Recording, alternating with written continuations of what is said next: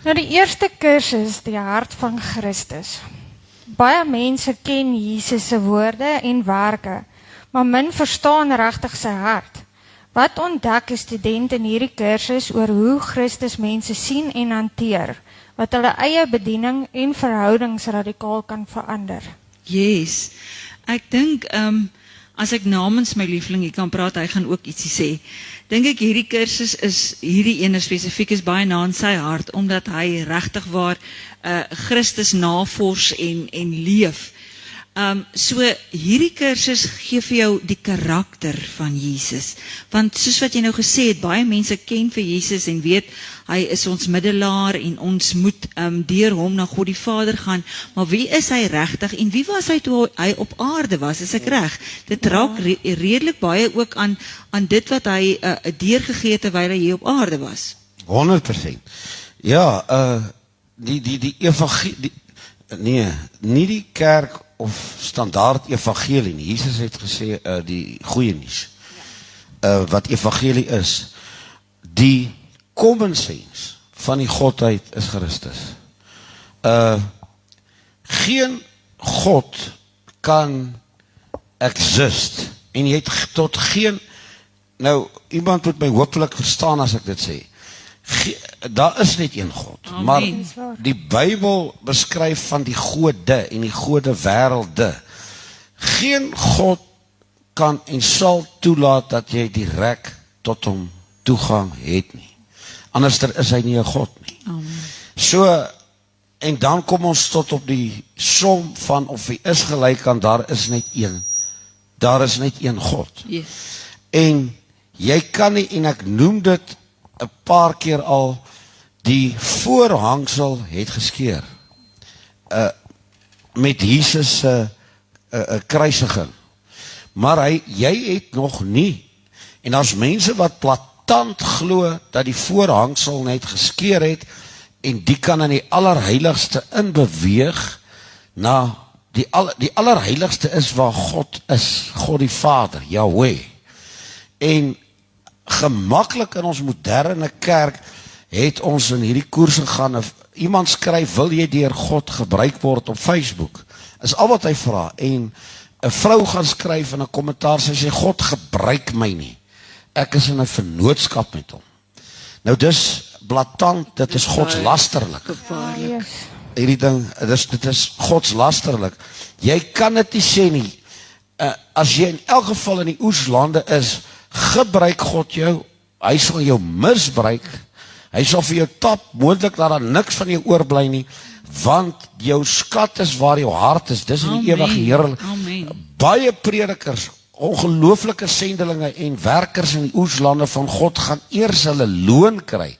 Hier op aarde was hy gemartel, die apostels was doodgemaak, net Johannes hy was 'n martelskap, hy was 'n martelaar gewees, maar hy het van nature gesterf, so 120 jaar oud, maar hulle almal, en dan die kerk van daar af, nou nog oor 2000 jaar het bloed geloop, en manne en vroue het gesê, al sterf ons word deur God gebruik en misbruik vir die naam van Jesus Christus.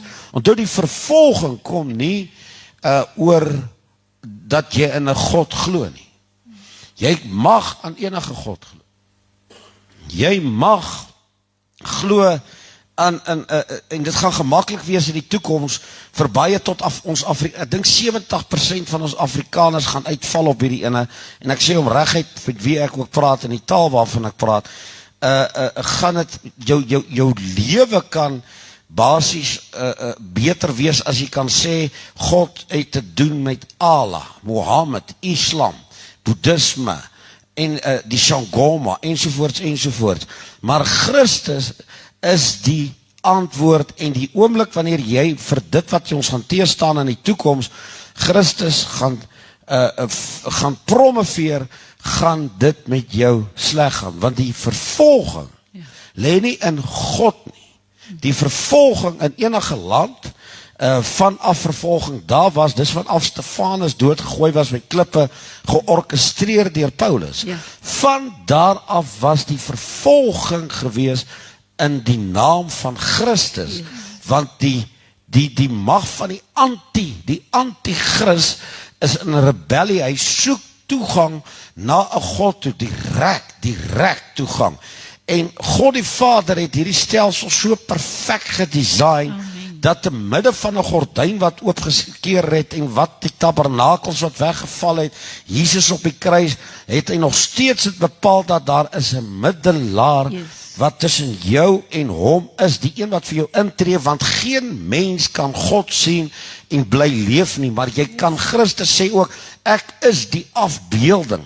As jy my gesien het, het jy die Vader gesien, maar jy gaan hom nie anders sien nie. So, die hart van Christus gaan ons leer, en ek wil aanvat by jou, gaan ons ook dan leer dat was Christus soos die kerk dit so graag vir sy mense wil leer om sy gehoor te manipuleer, omdat hy nie self leierskap kan toepas nie, nou gee hy maar vir hom 'n teaching dat Jesus was so geweet. Nee, ons gaan in die kursus agterkom dat Johannes 3 vers 16 sê, want so lief het God die wêreld gehad dat hy sy enige gebore seun gee, sodat elkeen wat aan hom glo nie verlore mag.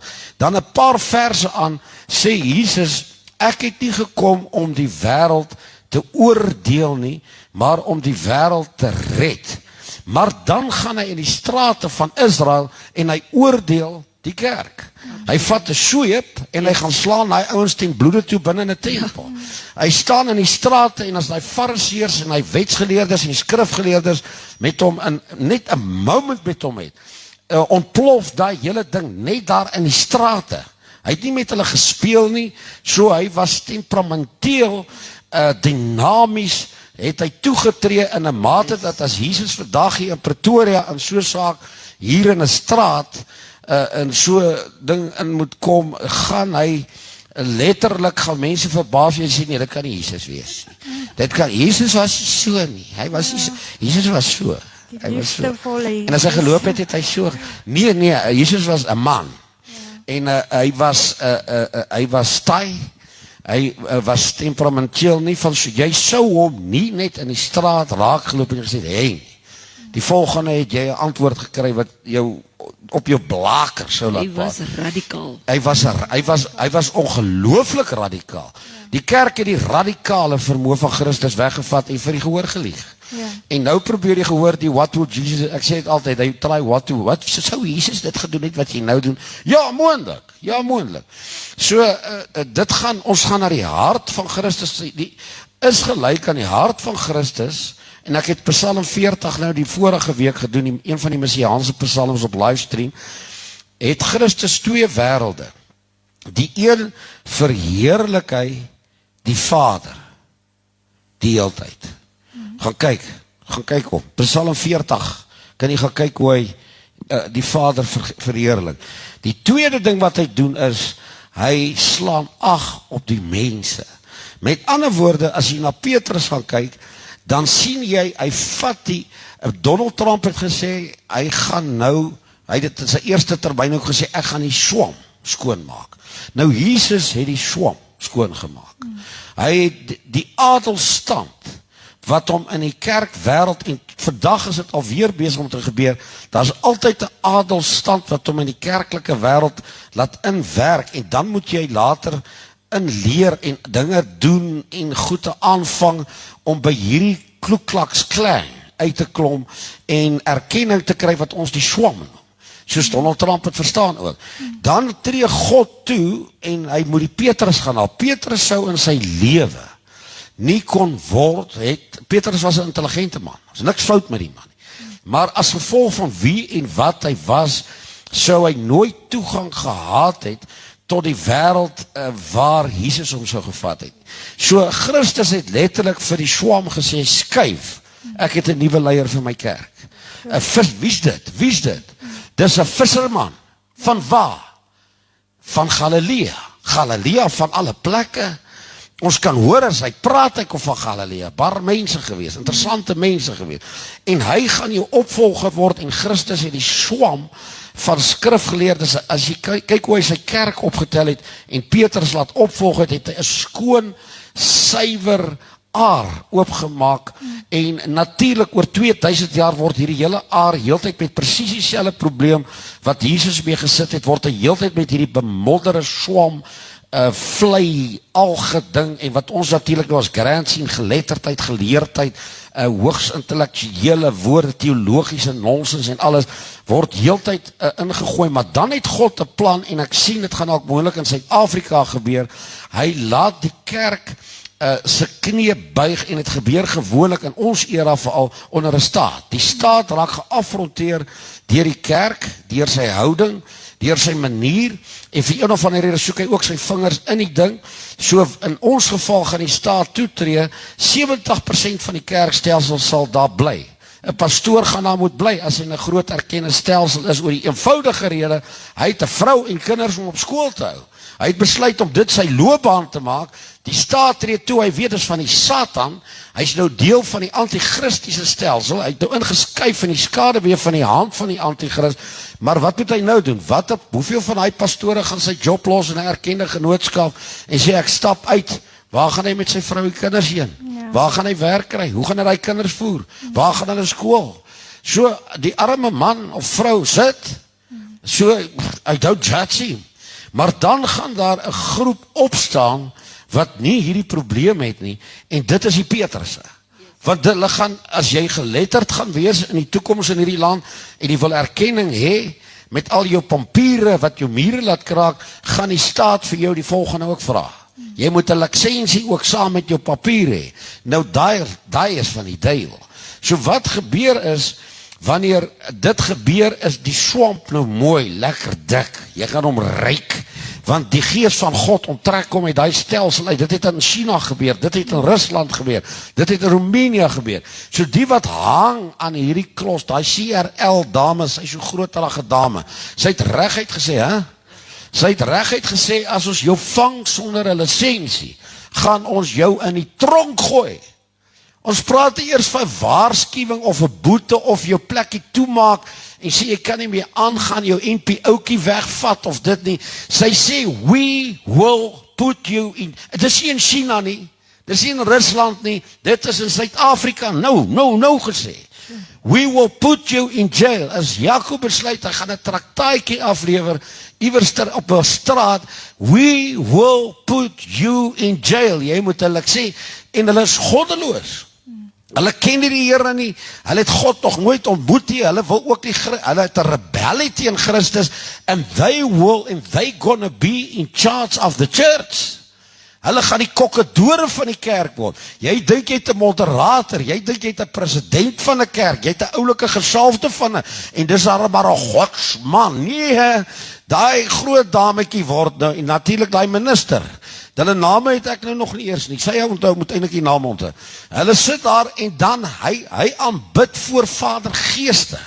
Hy gaan sien Shangomas, die Shangoma ryk en pong daar in sy hut, soos hulle daai bene laat opgaar, dat die goed vrot, die vlees die plek vol, gooi dollars, dis waarna hulle glo. En daai ouens gaan nou in charge van die Christendom se kerk word, as God ons nie gaan help nie. Maar wat ek weet is, hoekom moet God ons help? Want waar lê die kerk nou? Maar wanneer die swam skoon word, laat hom oorvat, laat die kerk oorgevat word, laat die staat, laat die voorvader aanbidder die baas van die Christelike kerk word, dan gaan daar 'n skering kom. En in daai skering, soos wat hy geskeer word, gaan Petrusse, hy het nie 'n lisensie nie. Wie wat beteken dit? Hy is bereid om in die jail te gaan sit. En dit gaan alleenlik die gemiddelde persoon wees, wat dalk nie gelaai gaan wees met papiere. Is jy by SAQA geregistreer? Die een Bybelkollege vandag, kyk wie is die beste teen die ander Bybelkollege, wie sê die belangrikste, hoogste woord, wie kan in Engels spreek?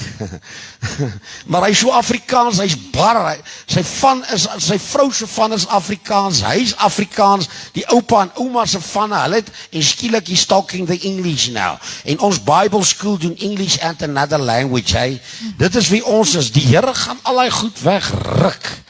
Dan gaan hy Petrus, Johannes, Andreas, hulle het nie lisensies gehad, hulle kon nie lisensies kry nie. Vra vir Stefanus, hy's doodgegooi met klippe. Hulle kon niks doen nie, en éventueel het hulle die evangelie deurgevat, maar wie wat, terwyl hierdie aar vol van alge en daai groen goed, moerasse lê, die swam, terwyl hy daar gaan lê, kom die gees van God deur hierdie manne en vroue met 'n fresh breath, en hy kom deurgestoot, en hy kom deur die stelsel as vars water. Dis al hoe ons vars water weer gaan kry.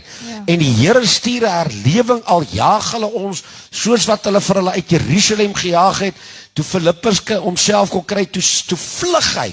Paulus laat hom vlug, laat hy hardloop na Samaria van alle plekke, en die woord van die Here sê, toe hulle in Samaria ingevlug kom, toe begin hulle preek en wonders en tekens het gebeur in Samaria. Daai mense wou niks met daai plek te doen nie.